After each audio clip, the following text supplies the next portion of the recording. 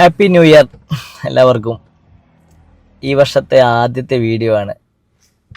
തുറക്കും മുതലേ ചെയ്യണമൊക്കെ വിചാരിച്ചു, പക്ഷേ തിരക്കായതുകൊണ്ട് ഒന്നും എടുക്കാൻ പറ്റില്ല. എടുത്തു, പക്ഷേ എല്ലാ ദിവസവും ഒരു 10 മിനിറ്റ് 5 മിനിറ്റ് വീഡിയോ ചെയ്യാതിരിക്കാൻ വേണ്ടിയിട്ട് എല്ലാം കൂടി ഒരാഴ്ചത്തെ അങ്ങ് ചെയ്യാമെന്ന് വെച്ചു. അപ്പോൾ ഇന്ന് 8-ാം തീയതിയാണ്. 8-ാം തീയതി വീഡിയോ ചെയ്യുന്നത്. ഈ വർഷത്തെ ആദ്യത്തെ വീഡിയോ. ഒന്നും കൂടി ഹാപ്പി ന്യൂ ഇയർ. 1-ാം തീയതി നമുക്ക് ജനുവരി 1, 2025 ആദ്യത്തെ പ്രോഗ്രാം എന്ന് പറയുന്നത് ഒരു ഫേമസ് ഒരു കോളേജുമായിട്ടുള്ള ഒരു പ്രൊജക്റ്റ് ഡിസ്കഷൻ ആയിരുന്നു 1-ാം തീയതി. അപ്പോൾ അതിൻ്റെ കാര്യങ്ങളുമായിട്ട് 1-ാം തീയതി തിരക്കിലായിരുന്നു. അത് കഴിഞ്ഞിട്ട് 2-ാം തീയതി കേരളത്തിലെ തന്നെ ഏറ്റവും വലിയ ഒരു പൂക്കള അലങ്കരിച്ചിട്ടുള്ള പൂപ്പൊലി, വയനാട് അമ്പലവയൽ നടക്കുന്ന പൂപ്പൊലി പരിപാടി അടുത്ത ജനുവരി 15 വരെയോ മറ്റോ ഉണ്ട്. അതിൻ്റെ ഉദ്ഘാടനം ജനുവരി 2-നായിരുന്നു. കൃഷിമന്ത്രി ശ്രീ പ്രസാദ് സാറായിരുന്നു ഉദ്ഘാടനം. അന്ന് നമ്മുടെ ഒരു കൊളാബ് ചെയ്തുകൊണ്ടുള്ളൊരു കമ്പനിയുടെ പ്രൊഡക്റ്റ് ലോഞ്ചിങ്ങും അന്ന് അവിടെ വെച്ച് വലിയ പരിപാടിയിൽ വെച്ചിട്ടുണ്ടായിരുന്നു. നല്ല പൂക്കളെ കൊണ്ട് എന്താ പറയുക, എത്രയോ പൂക്കൾ വെറൈറ്റി ആയിട്ട്.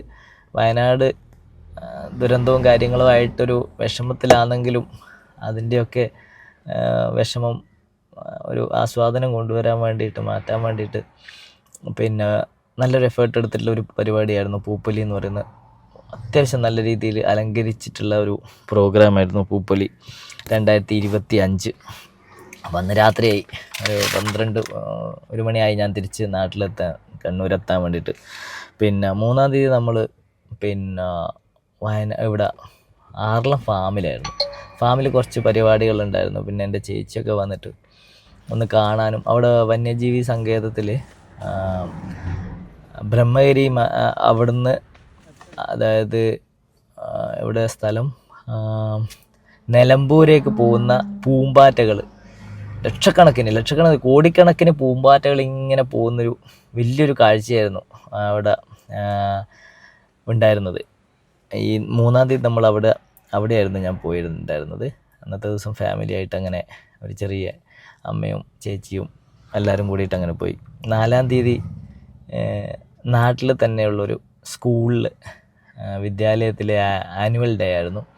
അവിടെ വെച്ച് ഞങ്ങൾക്കൊരു അംഗീകാരം തരികയുണ്ടായി. നമ്മളെവിടെയൊക്കെ എന്തൊക്കെ പോയിട്ട് എങ്ങനെയൊക്കെ പ്രവർത്തിച്ചാലും നമ്മുടെ നാട്ടിൽ നിന്ന് നമുക്ക് തരുന്നൊരു അംഗീകാരം എന്ന് പറയുന്നത് വളരെയധികം മാനസികമായിട്ട് ഭയങ്കര സന്തോഷം തരുന്നൊരു കാര്യമായിരുന്നു. അത്യാവശ്യം വലിയൊരു പരിപാടിയിൽ വെച്ചിട്ട് ഒരു അനുമോദനം നമുക്ക് കിട്ടി. 5-ാം തീയതി ഞായറാഴ്ച സെമിനാറായിരുന്നു. സെമിനാർ RARS പീലിക്കോട്, അവിടെ പീലിക്കോട് കാസർഗോഡാണ് വരിക. പീലിക്കോട് പരിപാടി തന്നെയാണ്.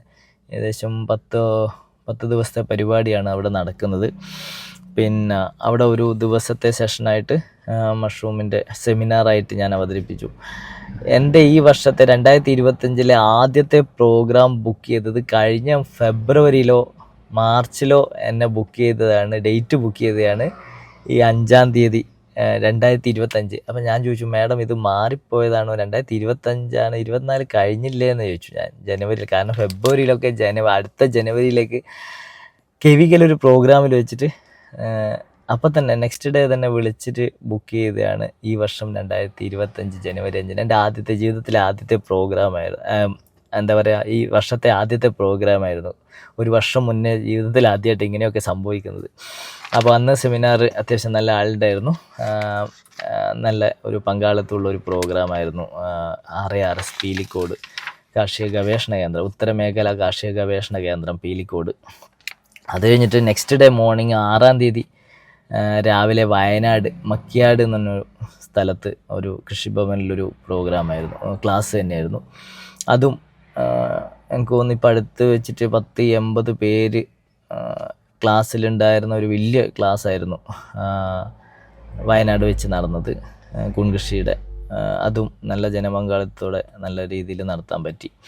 അത് കഴിഞ്ഞിട്ട് 7-ാം തീയതി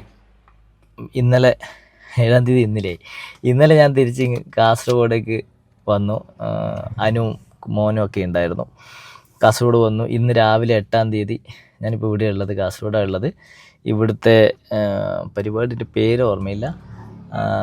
ക്ലാസ്സാണ്, ക്ലാസ്സല്ല, സെമിനാർ തന്നെയാണ്. അവിടെ ഒരു കാർഷിക പ്രദർശന മേളയും കാര്യങ്ങളൊക്കെ ആയിട്ട് കുറച്ച് അങ്ങോട്ട് മാറിയിട്ടാണ് ഉള്ളത്.